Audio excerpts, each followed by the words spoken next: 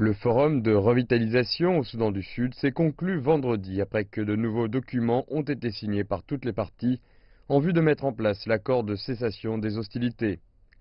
L'IGAD, l'autorité intergouvernementale sur le développement, souhaite que les acteurs sud-soudanais restent engagés à la lettre et à l'esprit de l'accord. Comme vous le savez, avec l'expérience du passé, la mise en place est l'aspect le plus long et difficile. Il reste de nombreuses questions complexes devant nous, mes frères et mes sœurs.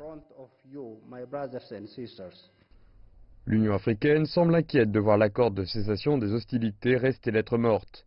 Le président de la Commission, Moussa Faki Mahamat, a déclaré que toutes les parties impliquées se trouvaient à la croisée des chemins.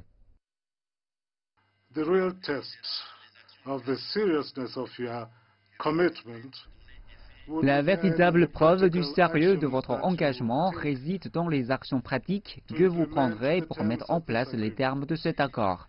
Les actions pratiques pour arrêter les combats, les offensives et les contre-offensives qui ont tué tant de civils innocents, endeuillé tant de familles et causé tant de dommages à votre peuple.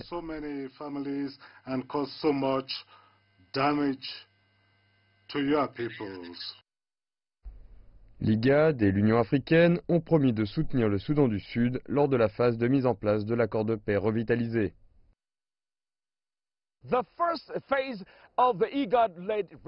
La première phase du forum de revitalisation organisé par l'IGAD pourrait se terminer par des résultats tels qu'un accord de cessation des hostilités et la mise en place d'un accès humanitaire pour ceux qui en ont besoin.